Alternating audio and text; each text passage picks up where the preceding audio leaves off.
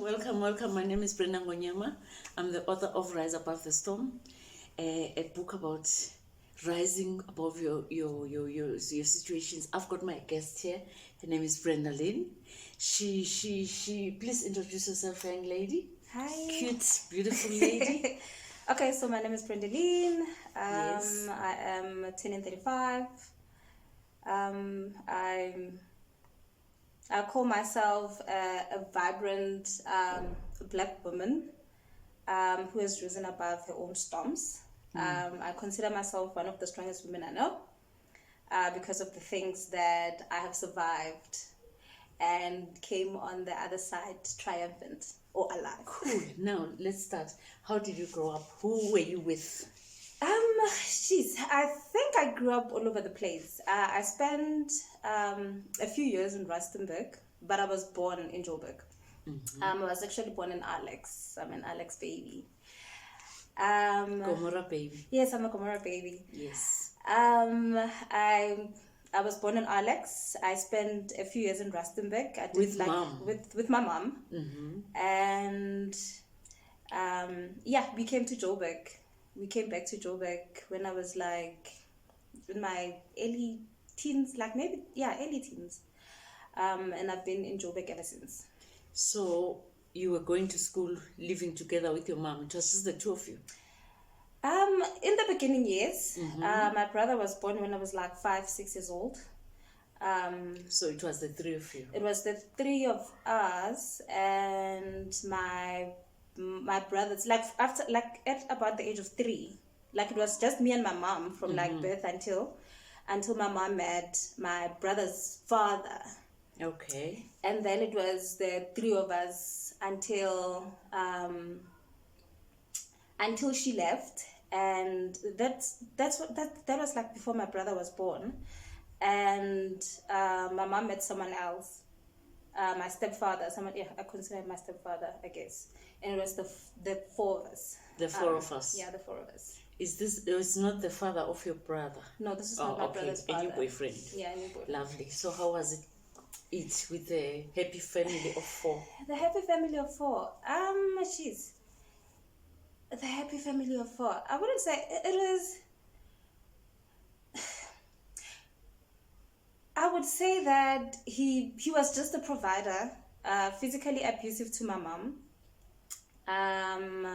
Very physically abusive. In front of you guys? Yeah, in front of us. Okay. Actually, even my brother's father was also abusive, by the way.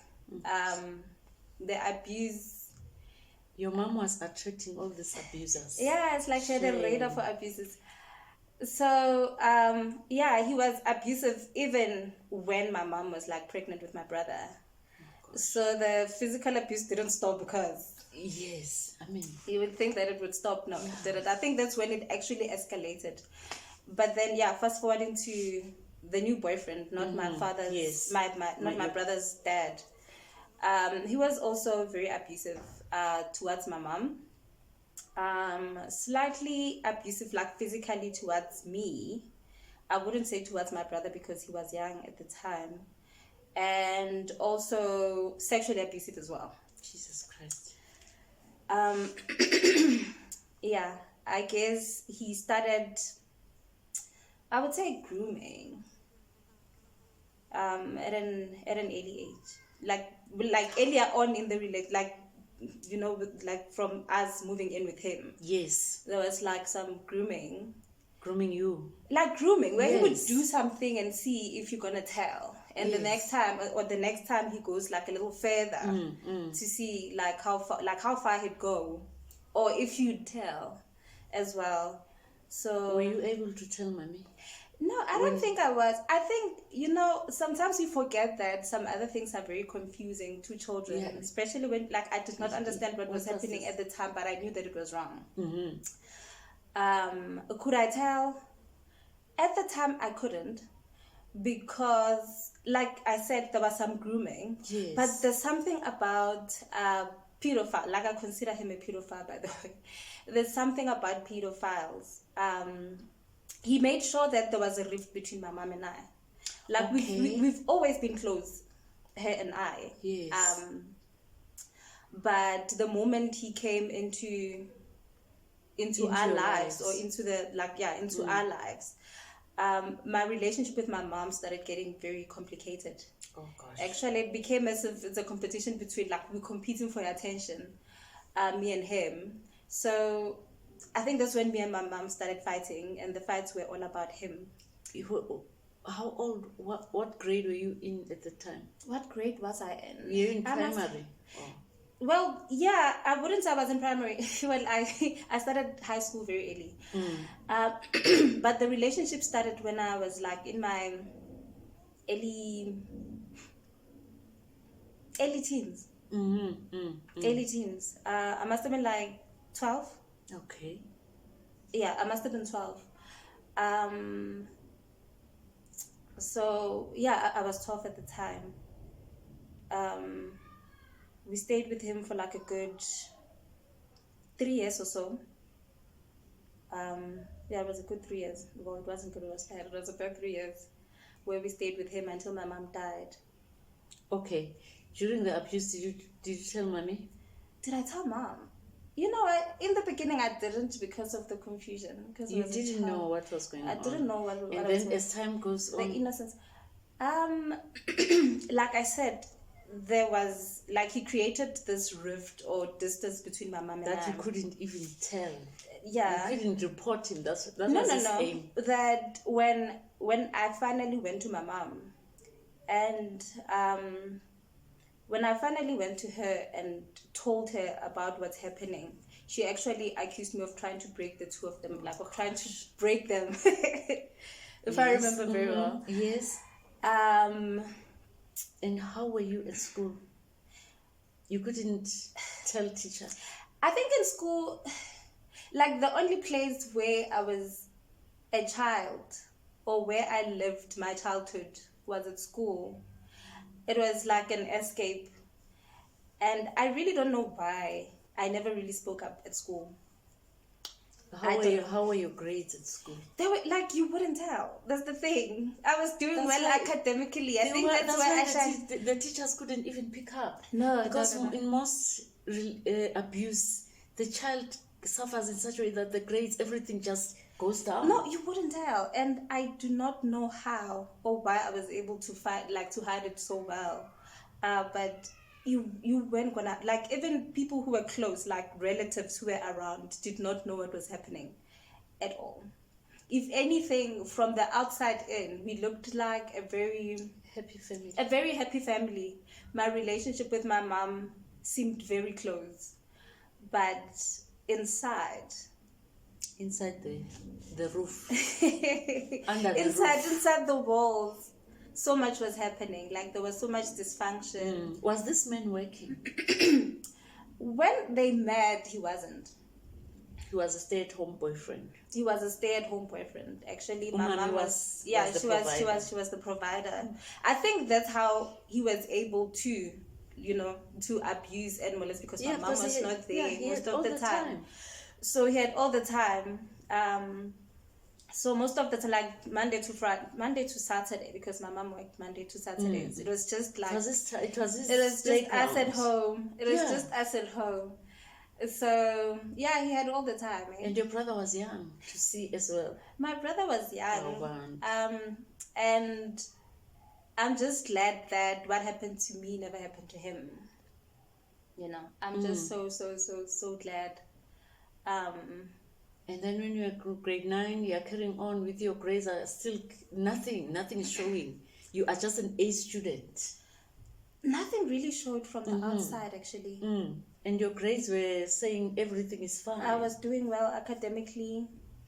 I was doing well. I was never depressed. I didn't look affected. I didn't look affected from the outside. And I kept the secret very well. Actually. Yeah, you did, eh? You get into grade 10. The guy's still at home. He's still at home. No, there's a time when he found a job, when he started working. And I think the abuse became, I wouldn't say a little better, but he wasn't home so much. Because he was away. He was away most of the time. And also, he had to find his own place at some point. I remember there's a time when he found his own place because it was closer to his work, so it made traveling to and from work very easy. So he'll come during weekends. He'll come during weekends, but he was there. Sometimes he would come home. I think that was, I wouldn't say the happiest time, but I was so pleased that he was gone, actually, and not home all the time. I was so pleased. I was so happy. You went into grade 10, everything is fine. Was everything? I don't know. Yeah, I went into grade 10. Academically, I was doing well.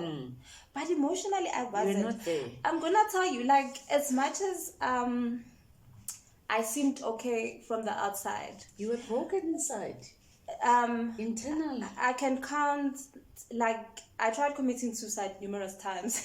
When Mama was still alive? Yeah, when Mama was still alive, like, in my early teens. Jesus. I don't know, for me it was like my escape out. Yeah. Then you went into grade 11. My mom died when I was in grade 10. What happened? By the way, my mom had cancer. The time when she had cancer, was the boyfriend still living with you guys? He was, and the abuse was still continuing. And I don't know, like, as much as I was smart academically, like, I was very, very, very smart academically, but I would believe things that he would tell me. That's like, how abusers operate. Very manipulative. They play away around with your brain. Very manipulative. I remember one incident when I told him that if he ever touched me again, I'm gonna tell my mom. And at the time, my mom was like ill, like very ill. And he said to me, "Well, you can see that your mom is ill. If you tell her, it's gonna stress her and she's gonna die." Oh my goodness! And in my mind, I believed it. Yes, you had to believe it. Like, as much as I was at the time, but I no, believed everyone it. will believe it. And this is like a few months before she died. I believed it. I really was this man supportive to Mommy's illness? He would come and go. Funny enough, her being ill was like another opportunity to abuse. Because I remember a time, or there was a night. It was not a night, like 2 nights. Like, my mom spent 2 nights in hospital. Oh wow! And it was just me and my brother at the time, so he had to come and spend the night with us because nobody knew what was happening. So we're like, okay, your mom's boyfriend will come and spend the night with you guys. He also took that opportunity, knowing very well that I'm stressed as a child. My mom is not here. To him, seemed like, oh my God, they're handing her to me on a silver platter. Mommy's not there. I've got the whole night to do whatever that I want to do with her. So he also used that as an opportunity to do whatever that he wanted to do. Was he supportive? I do not know. Yeah, you don't. I do not know if he was supportive. What was wrong with Mom? My mom had cancer. Which one? It started with it started with something growing like around the eye. Oh my goodness. And they operated, and they did some tests and found out that it's cancer. So when they did scans, they found out that it has spread towards other parts of her, like her head. So it had gone to the brain. It had advanced at the time, so there was nothing that they could do. So the only thing that they could do at the time was to, like, just keep her comfortable until the day that she passes on. And we are in grade? I was in grade. Well, she fell ill. She started getting sick when I was in grade 9, but she died when I was in grade 10. So the boyfriend was still around? Yeah. Actually, it was my grandmother, my mom's aunt, my mom's aunt, who actually chased him away. Had it not been her, he'd still be there. And that was the time when my mom was ill at the time, so she could not do anything about it. Because according to her, and I don't know what this guy had on my mom, but my mom felt like nobody wanted the both of them together. So it was like, hey, them against us. No, when these people are in love, when women are in love, they lose their thinking. I think something shifts. Yeah. Yeah. So there was just something unlikable about him. Like, from the first day that I met him. So you're in grade 10, Mommy passes away. Who takes over you? We moved around quite some time. I had to stay with your my aunt. brother. Yeah, I had to stay with my aunt who stayed very close to the school where I was going because my mom died in September and I had to finish the school year before I moved elsewhere. So I stayed with one of my aunts, that's my mom's cousin. I stayed with her until the end of the year. And after that, I moved in with my mom's other cousin. I stayed with them. It's actually an uncle. I stayed with him and his partner at the time for about a year. Going to school. Going to school. It was not a year, it was 2. Until matric. Until I finished matric. How did you do in matric? I did, I'd fairly well. I could have done better. I could have done better. I did fairly well. Well enough to get a varsity entrance. I think that was important at the time. You need to get that varsity entrance. Yeah, I did that. But I also took a gap year. I just took a gap year to I don't know why, but I felt so overwhelmed with life. I just felt so overwhelmed. You didn't grieve. You didn't sit and no listen to your feelings. No. So I took a gap year for like a year. What were you doing during the gap year? I was doing a lot.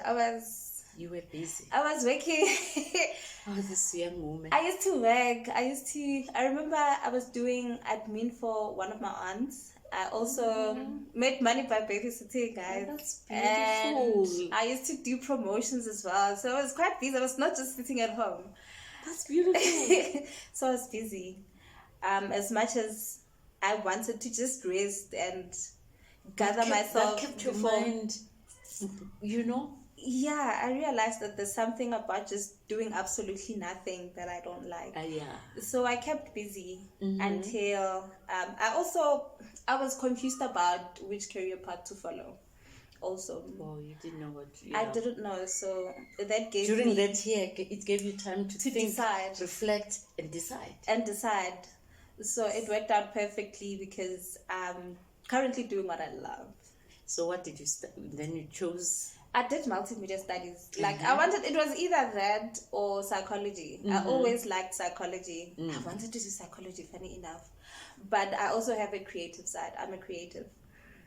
So I decided to go with creativity. Like, let me go with the creative side because it does not even feel like I'm working. Yes, it's just something that I'm passionate love. about. Yes. Yeah, it's like a hobby to me that I get paid for. Which works so you went to varsity?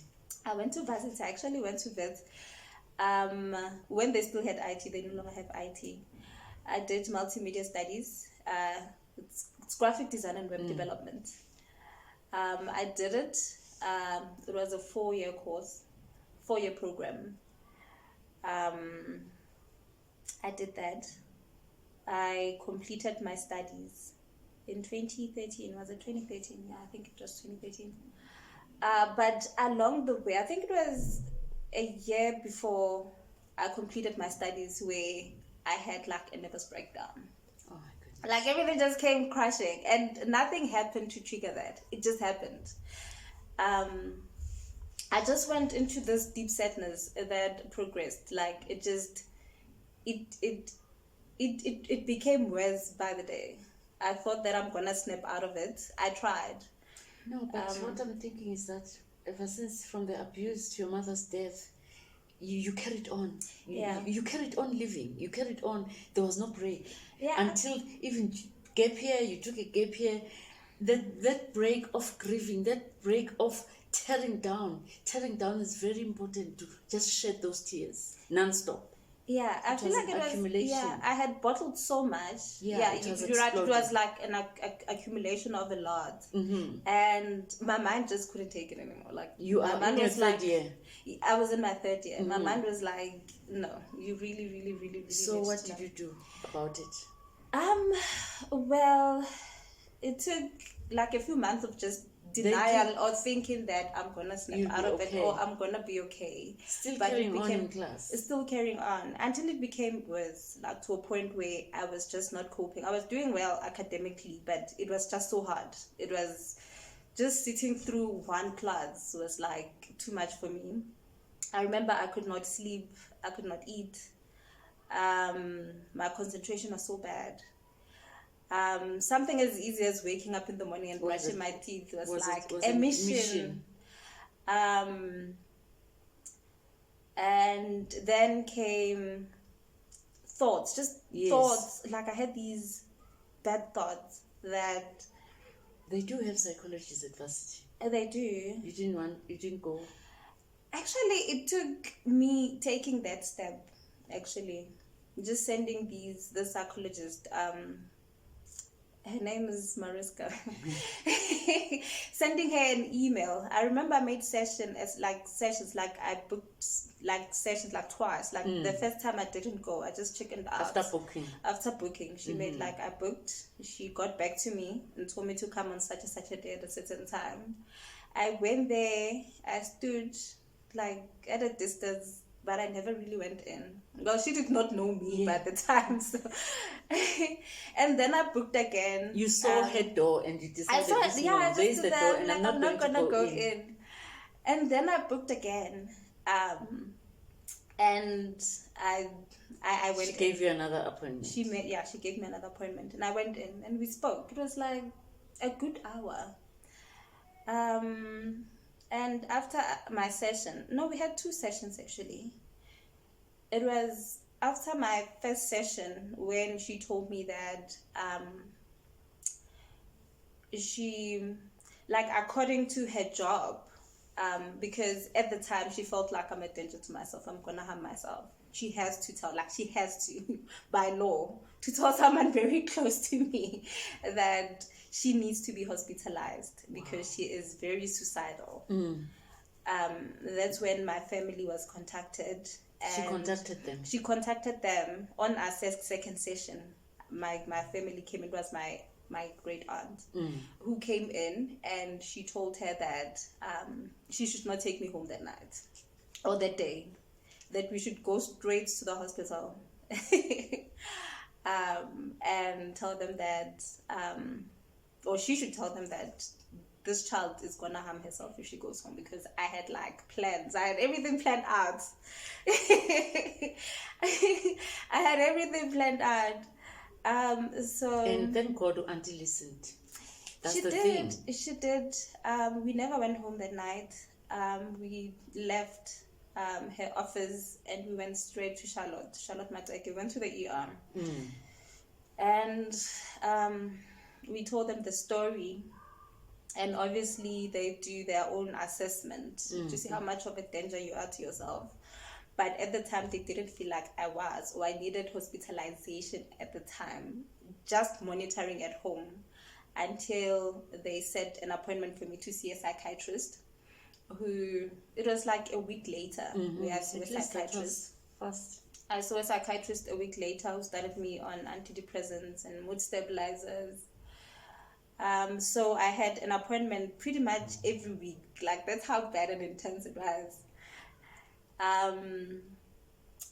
And my psychiatrist sent a referral for me to go to another hospital. It was Tara. No, it's Tara. Not that it was. It's Tara. So they booked me there, and it's a psychotherapy ward. So what they do is you do this intense workshop and therapy. How long did you stay there? I stayed there for a good 2 months. Jeez, that was hectic. I stayed there for a good 2 months, but I needed the break. Yes, you did. Actually, you did. That small brain of yours was carrying too much. I needed the break away from the load was everything. Too much for you. It was away from a very young age. Yeah, it was away from everything and away from everyone. So good for you. A good 2 months. It was a good 2 months where I unpacked everything, childhood trauma, everything. From the moment I was born to the day you were there. I was there. That's when I started therapy, by the way, like individual therapy as much as they were like group therapies and. I started like individual therapy. That was beautiful. For 2 months. 2 months is beautiful. And then after that, what happened? I got discharged after 2 months. Yes, I still continued with my treatment. I still take my antidepressants till today. And I still go to therapy as well. Oh, that's good. That's good. I continued with therapy. So I got discharged. It was around September. So I stayed home for the remainder of the year. And then I went back to varsity the following year to finish. It was just like one semester, by the way. So I went back to finish the last semester. To do, it was like 4 modules that I was left with. Finished those 4 modules and I graduated. Like I completed my studies. Ooh. I was done. Well done. Yes, I was done, and after that, I got a job where I'm currently working. Now, I worked for another company. How long after finishing varsity? Funny enough, I finished varsity and I got a job somewhere else. I got a job somewhere else where I worked for like a couple of months. I left. It wasn't good for my mental health. I was depressed at work. Mental health comes first, guys. Yes. So yes, I hope they're listening. Yes. I left, and I stayed for about a few months applying, and I finally got a call from the company that I'm currently working for. It was around the December time, and I started there as a temp. Actually, they needed like some designers or some, what do they call them, like freelancers. I started working as a freelance designer, and it was like supposed to be like for the December holiday because they're busy. Because they're busy, but they were so impressed with my work that they offered me, or they asked if I'd be interested to come the following year for an internship, which obviously I took it, and I've been with them since then. Good Lord, how long ago was that? Jeez, this is a very long time ago. That was in 2014. When did I start working? 2014. Beautiful. 2014, I think. My goodness, Sissy. 2014, yeah, 2014. That's when I started working there. So you mean to tell me that this beautiful lady that I'm seeing right now has gone through so much that God just opened up for you? You see, when God says, your tears, they don't just go down for nothing. Yeah. Look at you. And I did not know how much I had gone through until I started therapy, actually. Yes, those people are so advanced. They are able to, they make you, imagine taking you back, and then you look at yourself and you think, how did I actually manage to go through this? I actually thought that's a norm, by the way. Like when you are so used to dysfunction, when you're so used to dysfunction, it's like normal. And you're very young, eh? So it took going to therapy for me to realize that I've actually gone through so much and I've survived so much. You've survived the storm. Had it not been that, I don't think I'd know, or I would know right now, sitting here, that I've actually have gone through quite a lot. Have you realized that how strong you are? I did not know. I did not know until I started therapy, actually. Gosh. Like, that's a thing. Like, when you're just used to surviving. Yes. You feel like, you've been soldiering on your own. And I didn't know. I was just doing whatever that I needed to do to get through today to tomorrow. That's all that I did. But I did not know. I was just so used to, like, I thought that's normal, actually. Yeah, you're a young man. And then your brother, how is he now? Did he also manage to be as successful as you are? I feel like Did he go through varsity? Actually, no, he didn't. He didn't even complete his matric. I feel like it affected us quite differently. Yes. I think that's the difference between him and I. He has so much anger. Oh gosh. My brother has so much anger. And I think because he couldn't protect you. That's another thing. I think he felt helpless as a child. Yes. Which is because another thing. Boys are groomed to be strong and to be protective. So for him not to be able to protect his sister, I think that's the thing, eh? And not knowing that was not his job, by the way, because he's a kid. He's a kid. He's a child himself. He also needs protection and protecting. So I think it affected me. It affected him more than it did me. And also, he never got the help that I got. Like, he's never been through therapy. He's a man. I don't know. Toxic masculinity. My brother does not talk.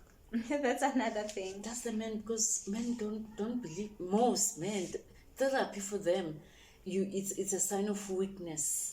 It is a sign of weakness, and I also see him mimicking the behavior of these men that he had, was, like, because those were the only role models or male figures that he ever had that's all in you his saw. life. So what you saw is what's supposed to happen. This is how life goes. I must be abusive because this is all that you saw. So yeah, Oh he has become like another version of them, but not in a bad way. But I can see the similarities sometimes. Have you ever talked to him about therapy? You know, have I spoke to him about therapy? Not at all. Not at all. You know, whenever my brother and I talk, like we do talk sometimes about the past, and sometimes I would like just ask him questions about what he remembers about childhood, about our childhood. He never really wants to talk about it. There's also, like, there are times when I would ask if, like, my mom's boyfriend has ever done anything to him, but not directly. In a Like, way. I would ask him, like, if he's ever done anything that made him feel uncomfortable, and he would always brush it off. Because this guy was like a master pedophile. Like, he has other victims out there. By the way, there's other girls out there that came forward and said he has done this to us. When was that? That's how he was kicked out of the house. That was the very same year that my mom died, like a few months before my mom died. Actually, one of my great aunt told him to pack his bags and leave because someone had come forward and said that he had done this to her. So I guess in the neighborhood. But she was not the first one. This was the second person. No, this was the second person actually to come living forward. In your mother's house, abusing you and other kids and in other the neighborhood. You see, these people, like, I feel like pedophiles know how to choose a good career. They will always want to work with children. Yeah, they always want to be around children. Who loves children. They know how to get. They're so loving towards kids. So apparently, and I found out later that this was so untrue. He told everybody that he used to be a maths teacher. So he would give children in the neighborhood maths lessons during the day. When the or after school, like when they came back from school. And one of these kids went to a mom apparently and said that this guy tried to do 1, 2, 3. They told my mom about it, but she just brushed it off and said it's a lie. And she also tried with my mom's cousin. And I think that's when, like, she went and told my great aunt. That's when she was told to leave. But before then, because there was like that incident of this child, and my mom was told before I went to her. I mean, where there's smoke, there's fire. Always. Where there's smoke, there's fire. So for my mom not to believe me when I went to tell her, when someone else came to her before and told her that this is what's happening, or this is the story with this guy, and to say that you guys don't want us together. You guys are jealous. You guys are jealous. I want to abuse people. It's so painful, Shem. I don't know. The abusers really work in their minds, man. I don't know. Master manipulators. Master manipulators. Because, like, years later, I did some, I wouldn't say research, but I found his family. I don't know why I got so obsessed with finding out who this person is or who he was, where he was from. Yeah, I did my own little research. And I was able to find his cousin who told me a little bit about him, only to find out that everything that we knew about him was a lie.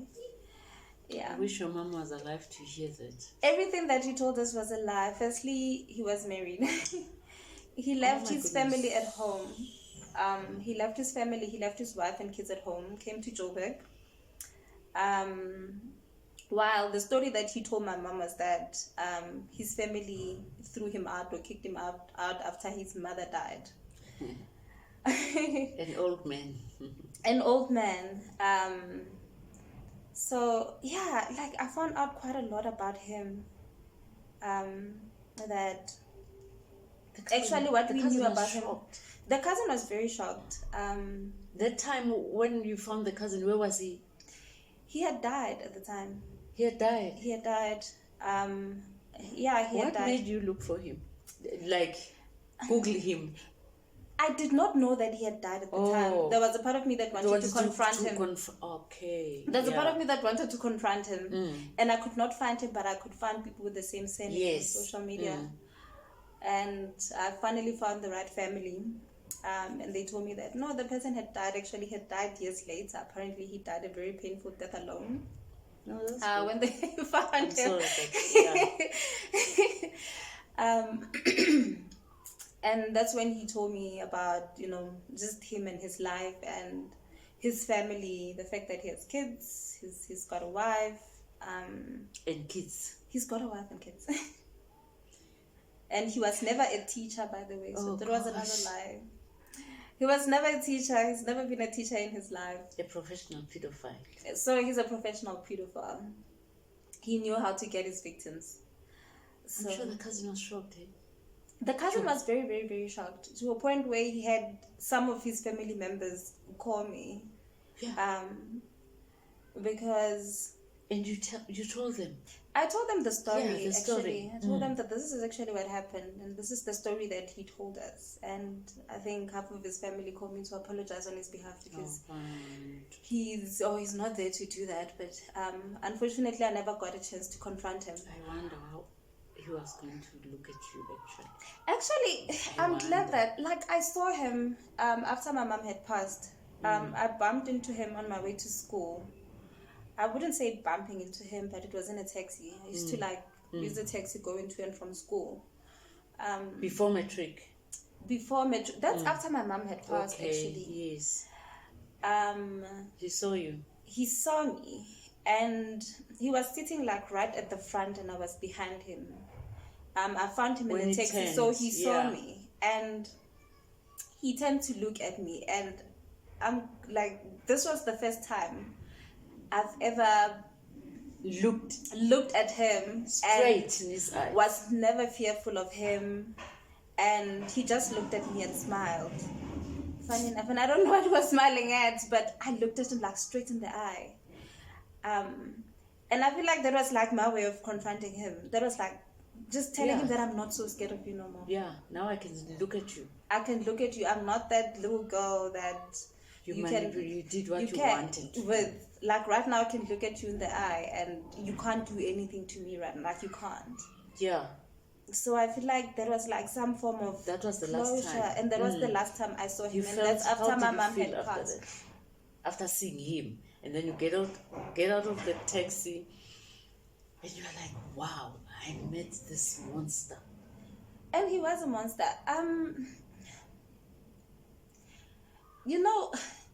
Sometimes I'm glad that he's no more. Yeah. But there are times when I wish that he was here. He was here. And I don't even know. He was still going to lie because he was going to, I'm telling you, you're going to commit murder through him. So it's good he's gone. There's a part of me, and I don't even know why, because there's nothing that he can ever say or that he could say that was going to suffice. Or be sufficient. I don't think there's any reasoning that's going to suffice, or there's anything that he was going to tell me or say to make it feel better, or any explanation. But I've always wanted to know why. Yes. Why? Not just to me, why? Why? What made you like this? You've destroyed so many kids. Why? Yeah. Why? There's a part of me that wants to know. And yeah. So as much as I'm glad that he's no longer here, there's a part of me that wishes so that he was here. Just for that. And I don't think that it was for closure or anything. Just to face him. Just to face him. And hear him. And for him to tell me. Yeah, just anything. Just say something. So what are you tell a young lady who's going through this? Because there's so many that are going through this. I don't, And yeah, man. Can I tell you something, Tisby? When I was still living in Rustenburg, there's a child, and I was young at the time. I was in standard. This is before I came to Joburg. I was in standard 6. Standard 4, standard 5. I was in standard 6. There was this child. This, I wouldn't call her friend, but we became friends after that. She had what seemed like a panic attack in class. And I remember I went with her, like I took her, we went to the bathroom. I don't know, I've always been that child that takes care of other kids. We went to the bathroom, and then she starts breaking down. And she tells me the story of how she's been, I was 10, 11 at the time, of how she's been abused at home by her stepfather as well. And I took it upon myself to go and tell our teacher. Yes. Yeah. I went, and I met my teacher. We bumped, like we just met. She was in Joburg to do something at the time. And I was traveling to Rustenburg that time. So we got into the same taxi. My teacher from Rustenburg, she was here in Joburg. And she reminded me about that incident. And she said to me that, she asked, like, do you know that you saved her life? And I said, no, I don't know. And she told me, because this is the very same year that I left, like after this whole thing. So I don't know what happened with the case. Like I said, we were never friends, so we never kept in contact. And she told me that actually her father was arrested. And I always asked myself why I could not do for her, or I could not do for me what I did for her. I don't know why. Like that weighs on my mind quite a lot sometimes. That you couldn't go and tell someone. Yeah, but I did it for her. And I was younger at the time. You were so young. I was younger at the time when I did that for her. And you were in primary. Yeah, and I was in standard 6. Hey, I was in standard 6. You were still younger. And I did not know why or what made me go to the teacher and say, and then when I couldn't do it for you. Yeah, I ask myself that question every day. Like, why couldn't I do for myself what I did for her? I think sometimes life gets to be like that. You can't do things for yourself, but you're able to save others. That's how life goes. You fail to save yourself. Now you're waiting for somebody to come and save you. I think that's how most of the time it works. You can't save yourself, but you're able to see that one. Yeah. And you're able to go and help that other person. You couldn't do it for yourself. I couldn't do it for myself. And I guess it's different when it's happening to you than when it's happening to someone else. Remember, when it happens to you at this other time, there's the embarrassment, this shyness. How am I going to say this? I mean, really? There is, I'll never forget this. In one of our sessions in Tara, and I'm glad that I don't feel this way about myself, and it even made my therapist cry, by the way. I won't say her name, but she cried. Yes. And I told her that I hated myself. I said, I told her that I hate myself because of what happened to me. I think my exact words were, I felt dirty from then until, I felt that way. And she just broke down and said, there's nothing wrong with you.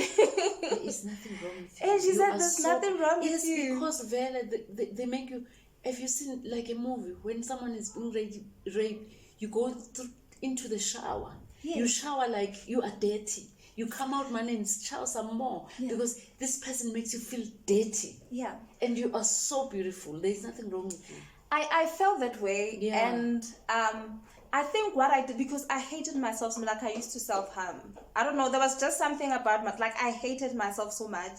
I used to self-harm. And I don't know why, because I hated myself. It's part of the abuse. I hated my body. It's part of the suffering.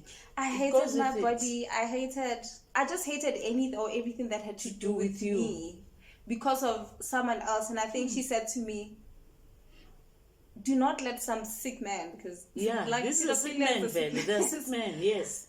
Change how you feel about yourself. Because there's Yeah. nothing that you like. There's nothing wrong about you. There You is are still nothing. whole. Yes. You are still whole. Like such things left it left me so.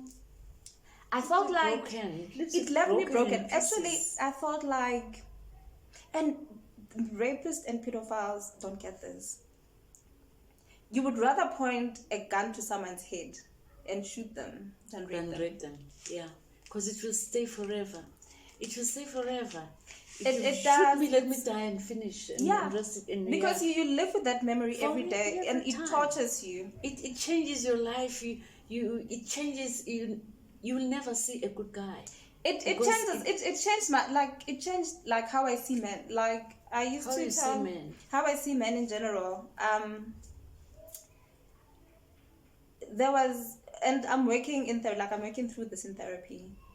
I have this, and I wouldn't say it's hatred, but I cannot stomach men sometimes. I really can't. I've got this anger towards men. It's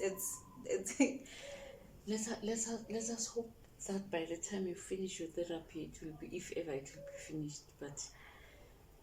But in the things that we see that are happening to women, yeah.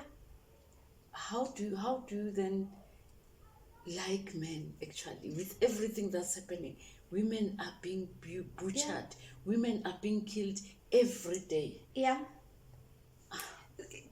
Because I was exposed to that from a very young age. Exactly. In fact, when I was young, I used to think that that's how all men are. I used to think that men bring chaos into the home, men beat women. Yeah, I thought that's normal. Yeah.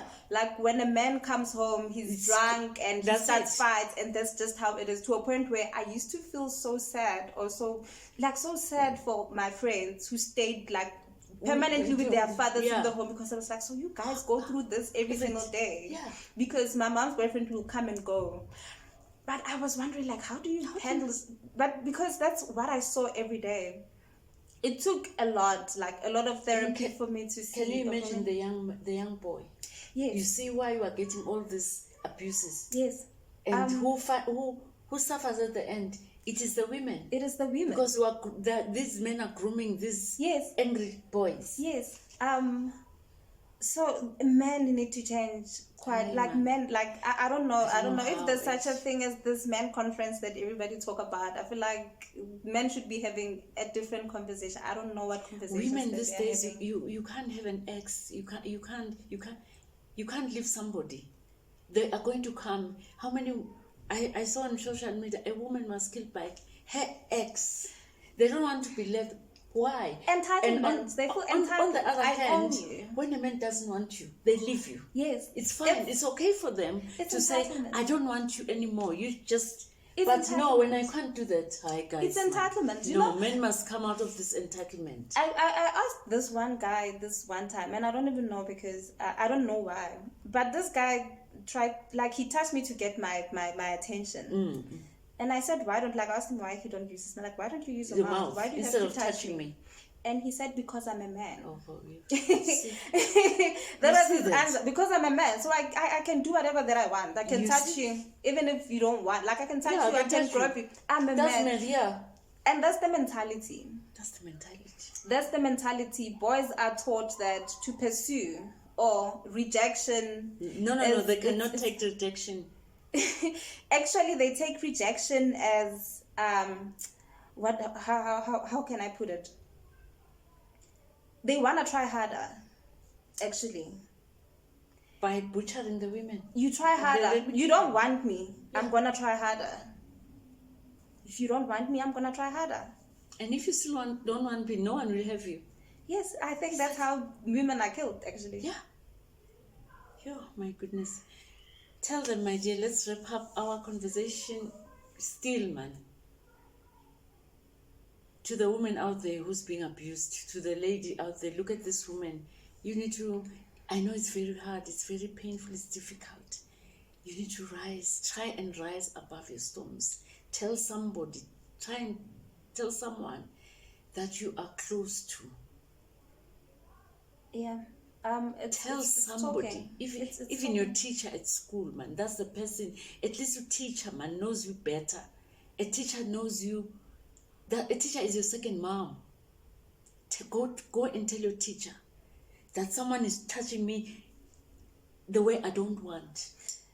I think it becomes tricky when it's with kids because there's that shyness that comes from talking about these things. Yes, it's embarrassing. This is why. It is. Go and cry to your teacher. Teacher is not going to judge you. Your teacher is going to listen to you. Yeah. It is it's a scary thing, Vel.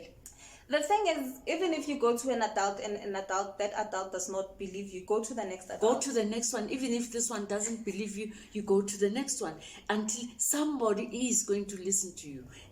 One of those teachers is going to listen to you. That auntie that you're close to will listen to you. And also, can you also be like very observant as adults in the homes? I always say that, and it's okay to date with children in the home, but I don't know how women sift, or how do you decide which man and no man, or which man to bring around your kids? Because pedophiles are not written on the forehead. No, they're the sweetest people on the planet. They are the sweetest people on the planet. Yes. So you do not, as a parent, bring each and every man around your kids. Like, sometimes prevention is better than cure. Like, you just don't. Go and visit the boyfriend. Why must life be like that sometimes? Leave your children at home and go uyojola. Go out there and visit your boyfriend.